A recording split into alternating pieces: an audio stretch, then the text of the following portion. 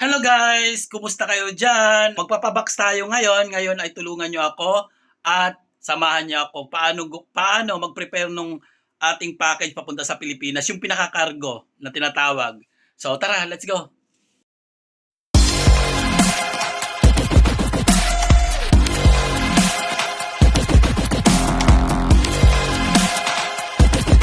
Ito pala guys, yung aking mga isasama rito sa loob ng box na yan. So ito pala yung super jumbo ko na box. So ayan.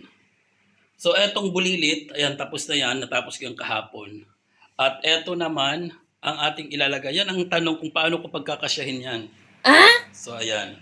At may kukunin pa tayo doon sa loob. Tara, samahan niyo ako.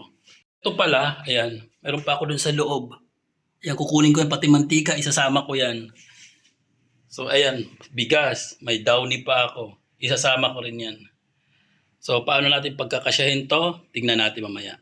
Ayan guys, ready na yung ating super jumbo box. Bukang-buka na siya. Unahin muna natin yung ating mga tela. So ayan, kahanap tayo nung makapal. Ito yung makapal ang ilalagay natin dyan para pang ano siya, protection doon sa mga mabibigat para hindi ka agad siya mabuslot, hindi siya agad mabutas. So tara, ilagay na natin. Gagamitan natin ito guys na pang sarapang, sa Bisaya sarapang, yung pantusok. Kasi hindi ko rin maabot eh. Sobrang lalim kasi nito. So iano lang natin. Ayusin natin yung lagay. Ayan o. So yan yung pinaka-ano niya. Pinaka-base niya. So maglalagay pa tayo ng ibang tela. Ito naman guys, yung pangalawang tela na nilagay ko. Ayan. So para hindi siya maano sa agad, mabuslot sa waray. Hindi siya mabutas. So ayusin din natin yung gamit pa rin yung sarapang, yung pangtusok para maayos siya. So ayan, ready na, naayos ko na. Kunin natin itong speaker. Ayan, itong speaker, may kabigatan to. So hindi ko kinaya. Yeah, may kabigatan.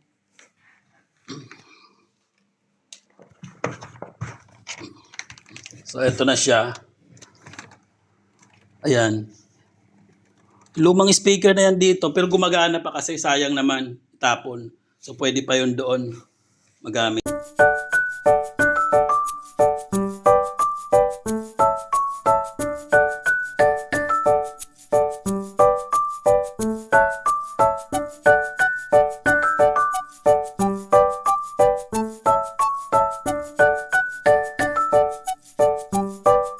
Ay naku po, ang hirap guys mag-box. Grabe. Ginawa ko na lahat ng tumbling. Ayan. Ang dami pa rin. Hindi ko pa rin malaman kung paano ko matatapos to. So, ito na pala yung natapos ko. Ayan. So, na-arrange ko na siya. So, may asukal na yan dyan sa loob. May bigas. Nandyan yung speaker na yan para sa karaoke. Luma na siya. Pwede pang magamit. May mga ano na ako dyan. Mga glass. May sabon. So ayun, konting tumbling pa. Kung paano to i-arrange ko na iba, mabasagin, mahirap din. So ayan, simula ulit ako.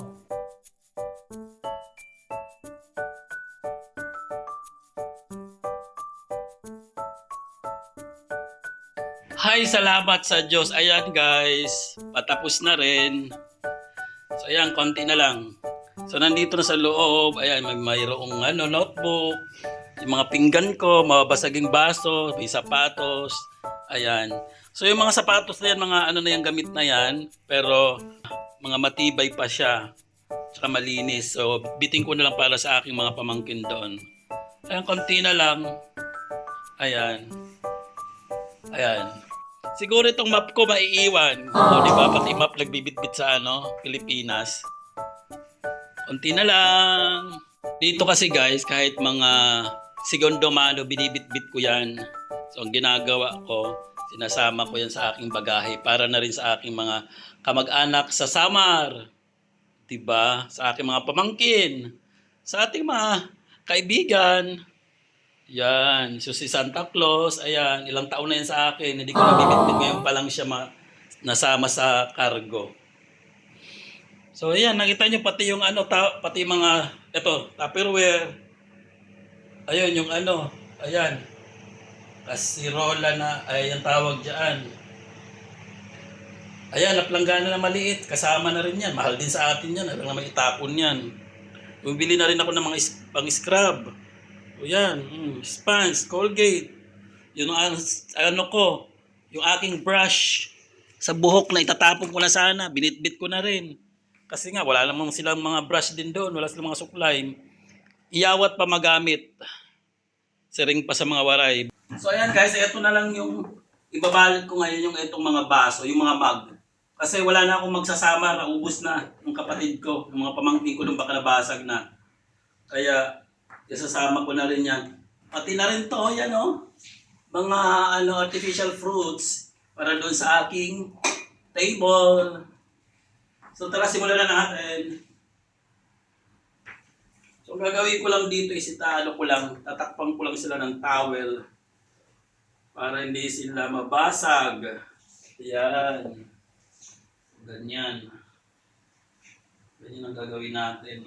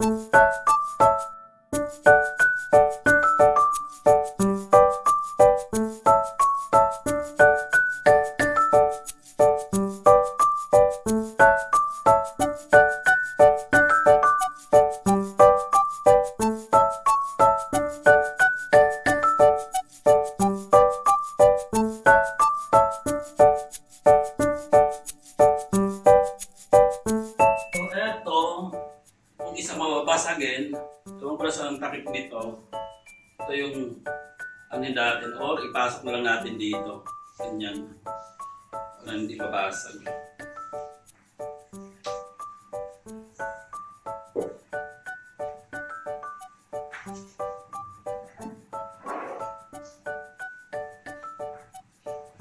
Yung chopping board dito, medyo luma na siya, pero pwede pa to, pwede pa ito magamit sa Pinas. Yan, kape.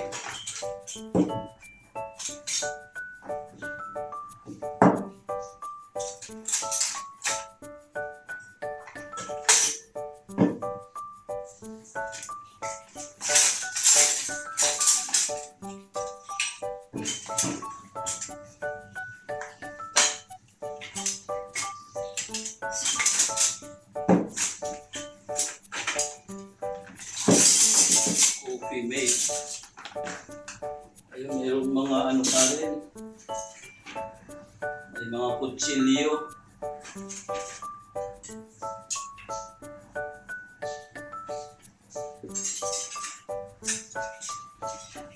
Natin ilagay yan sa gilid.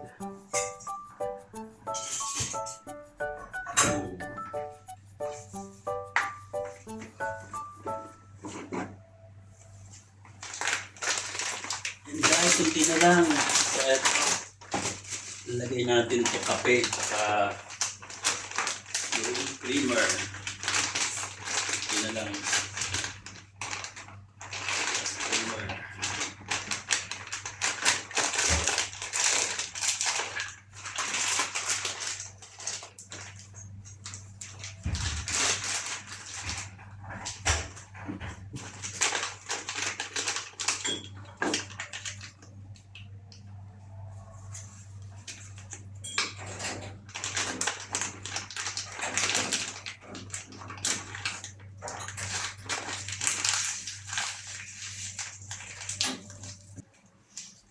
Lagyan natin ito ng scotch tape.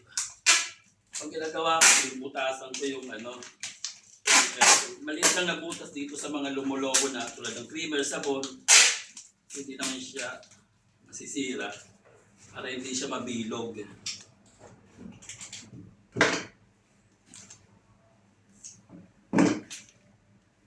Diba mas maliit? Well, ito naman yung shorts. So bagong shorts, pamimigay ko doon sa pamangkin ko. Siyang pambalot ko rito. So safe siya. Hindi talaga siya mababasag.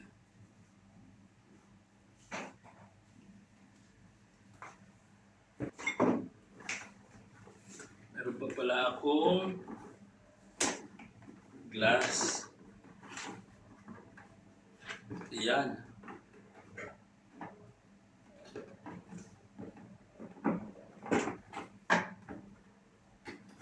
Ito dapat nakabalot din to.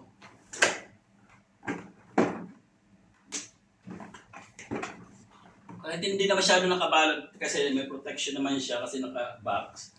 Pero ayan pa rin natin sa mga sa tela.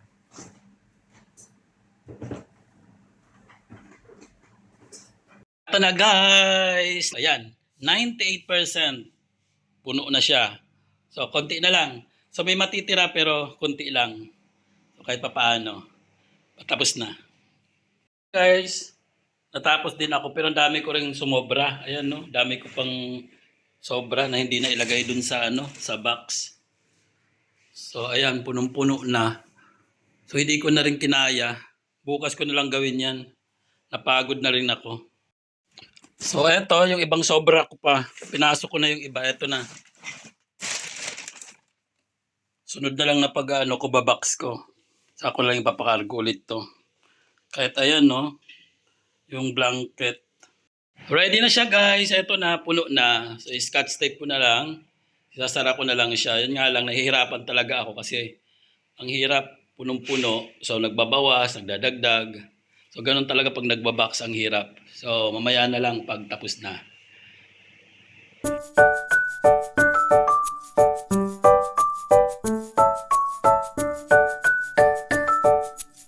Yes, natapos ko din ang aking cargo. Ayan, tapos na yung dalawa.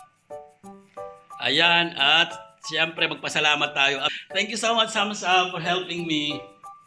So, ayun. Natapos din sa wakas. Yay! Yes! So, yeah, paano deliver ko na. So, waiting na lang ako ng pa-delivery. So, ipapadeliver ko na lang.